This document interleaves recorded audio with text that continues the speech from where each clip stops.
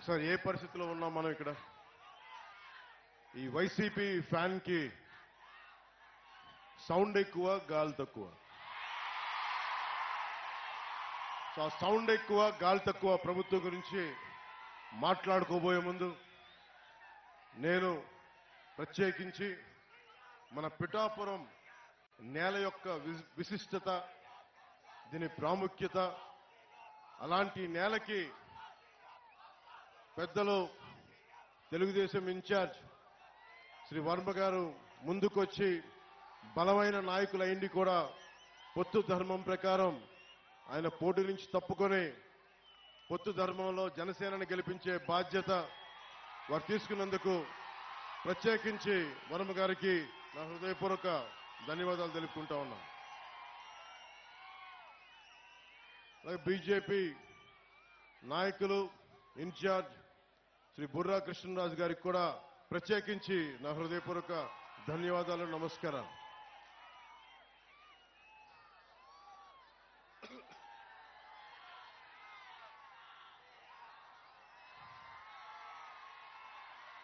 ఇది పిఠాపురం పోటీ చేయాలి అని నేను కల్లో కూడా ఊహించలేదు.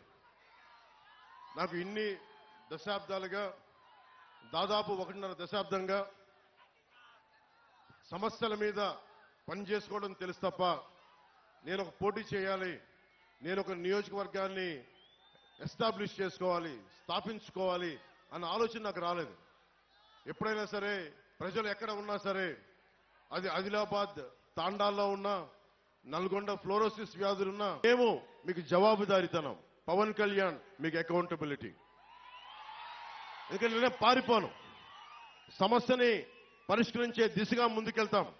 పరిష్కరించలేని సమయంలో ఎంత సమయంలో పరిష్కరించగలం, మేము పడుతున్న ఇబ్బందులు ఏంటి, భవిష్యత్తులో ఏం చేయగలం, నేను మటుకు పారిపోను. వైసీపీ పార్టీ నాయకుల్లాగా నేనేం పారిపోను, నిలబడే తీరుతాను. నేను మాట ఇవ్వను. వైసీపీ వ్యతిరేక ఓటుని చీలనివ్వను అని 2021లో చెప్పాను. ఈ రోజు నా చీలకుండానే ఈ రోజున చూశారు మేము ముగ్గురు ఎలా నిలబడున్నాం ఇక్కడ. దేనికి అంటే అది ఒక దుర్మార్గమైన పాలనని ఎదుర్కోవాలి అంటే అంత సాధ్యపడే విషయం కాదు. జగన్ మాట్లాడితే నిరుపేదల పార్టీ, పేదలకి పెత్తందారులకి పార్టీని మాట్లాడుతూ ఉన్నాడు ఆయన. వాళ్ళ ఇంట్లో పాప అందరికీ డబ్బులు లేవంట, వాళ్ళ పార్టీ ఎమ్మెల్యేలందరికీ డబ్బులు లేవంట. కాకినాడలో ఉన్న ఈ మాఫియా డాన్ దగ్గర డబ్బులు లేవంట.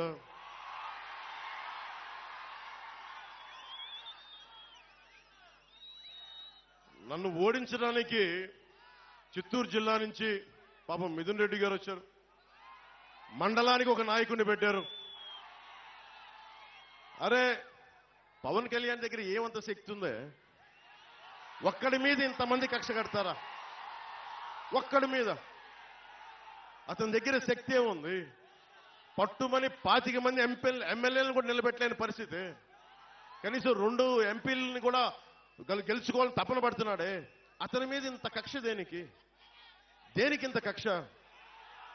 భవిష్యత్తు మనమని తెలుసు. వైసీపీకి నిలబడతాం, కొట్లాడతాం, చొక్కా పట్టుకొని ఈడుస్తాం, రాజకీయ నాయకుల్ని అకౌంటబిలిటీ తీసుకొస్తాం, జవాబుదారీతనం తీసుకొస్తాం. ఆ భయం ఒకటే అడగండి. వైసీపీ నాయకులు వంగా గీత గారిని కానీ ఎవరైనా సరే వైసీపీ నాయకులు మండలానికి ఒకళ్ళు వెళ్తా ఉన్నారు, వారిని ఒకటే అడగండి. సుద్దగడ్డ కొండ కాలువ ఈ ఆధునీకరణకి 170 కోట్ల రూపాయలు నిధులు విడుదల చేసినా ఎందుకు ఆపారని అడగండి. ఎందుకు సంతకాలు పెట్టాల్సి వచ్చిందని అడగండి. వాడికి సమాధానం చెప్పి ఓట్లు అడగమని చెప్పండి. చేబ్రోలు పట్టు రైతుల కోసం ఏం చేశారని అడగండి. వరద ముంపు కోసం గొల్లప్రోల్లో మన ఎస్సీ కాలనీతో సహా అన్ని మునిగిపోతా ఉంటాయి, వాళ్ళ శ్మశానం కూడా మునిగిపోతా ఉంటుంది. అలాంటి సమస్యల మీద వాళ్ళు ఎందుకు వచ్చారు, అవన్నీ తీర్చారా? ఈ రోజున ప్రతి 54 గ్రామాలు చెప్పి తిరుగుతా ఉన్నారు, మండలానికి ఒక నాయకులను పెట్టి తిరుగుతా ఉన్నారు.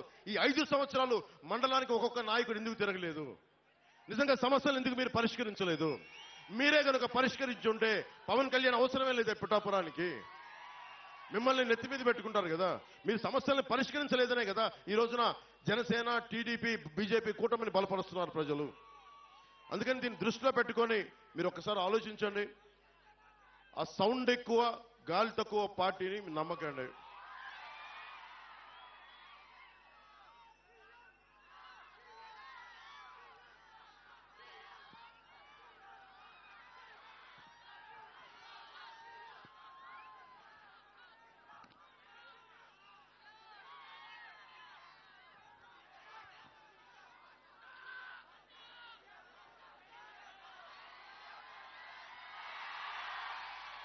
చిట్టా పట్టుకొచ్చాను వైసీపీ చేసిన దుర్మార్గాలు. మీలో మద్యపానాన్ని నిషేధిద్దామా వదిలేద్దామా మీరు చెప్పండి. వద్దా? మద్యపానం నిషేధం కావాలా వద్దా?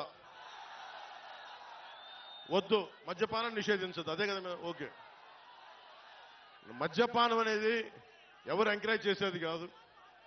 ఆరోగ్యాలు పాడైపోయేది. ఎక్కువ తాగితే లివర్ సిరోసిస్, ప్యాంక్రియాటిక్ సమస్యలన్నీ వస్తాయి.